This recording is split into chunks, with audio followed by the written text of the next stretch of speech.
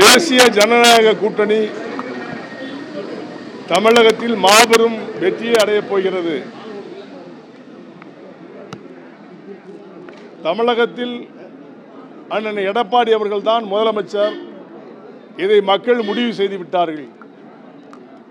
இன்றைக்கு தமிழக மக்கள் முன்னேற்ற கழகத்துடைய செயல் வீரர்கள் கூட்டம் இந்திய ஜனநாயக முறைப்படி யார் அதிகாரப்பூர்வமாக வேட்பாளராக ராஜபாளையத்தில் நிற்க வேண்டும் என்று ஓட்டெடுப்பு நடத்தியிருக்கின்றோம். அதன் அடிப்படையில் நாளை நாங்கள் அறிவிக்க இருக்கிறோம்.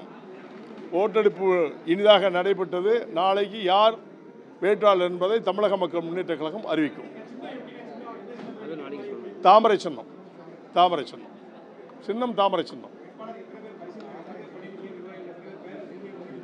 2-3 பேர் இப்போ கொடுத்துருக்காங்க. அதில் பரிசீலனைக்கு ஓட்டு போட்டிருக்கோம். இந்த மாதிரி முடிவெடுத்து நாங்கள் சொல்லுவோம். இல்லை ஒரு 250 பேர், 250 பேருக்கு மேலே. தேசிய ஜனநாயக கூட்டணி தான் ஆட்சி அமைக்க போகுது. வெற்றி வாய்ப்பு எப்படி கேட்குங்க? தேசிய ஜனநாயக கூட்டணி தான் வெற்றி கூட்டணி. அண்ணன் எடப்பாடி அவர்கள் தான் முதலமைச்சர். இதுக்கு மேலே நான் எப்படி சொல்லணும்? மாற்றமே இல்லை. பொது தொகுதி தான் மற்றற்ற மகிழ்ச்சியாக இருக்கேன். ஏன்னா பொது தொகுதி இதுவரைக்கும் பொது தொகுதி எங்களுக்கு கொடுத்தது கிடையாது. தேசிய ஜனநாயக கூட்டணி தான் எங்களுக்கு பொது தொகுதி கொடுத்துருக்காங்க. பட்டியல் வெளியேற்றத்துக்கு முதல் படி நான் ஏற்கனவே அறிவிச்சிருக்கேன். எல்லா ஜாதி சமுதாய மக்களும் அரவணைத்து செல்கின்ற ஒரு கிடைத்திருக்கிறது, ஒரு தொகுதி கிடைத்திருக்கிறது. மகிழ்ச்சியோடு மற்றற்ற மகிழ்ச்சியோடு நாங்கள் இருக்கிறோம்.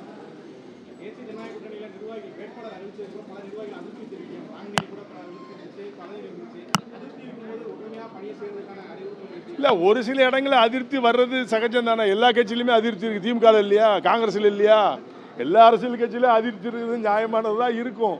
ஆனால் தலைமை எடுக்கிற முடிவுக்கு அவர்கள் கட்டுப்படுவது தான் நியாயம். தலைமை யார்? என்டிஏ அலையன்ஸுடைய தலைவர் யாருன்னா அண்ணன் எடப்பாடி அவர்கள். தலைமை என்ன முடிவெடுக்குதோ தொண்டர்கள் அதை கேட்டுக்கொள்வது தான் நாகரிகம். அதை மீறி செய்கின்றவர்கள் கட்சிக்கு விரோதமானவர்கள் என்பது தான் கருத முடியும்.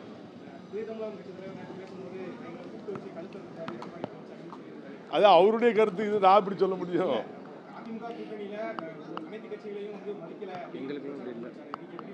அது நமக்கு அதில் சம்பந்தமில்லாத என்ன கேட்குறீங்க?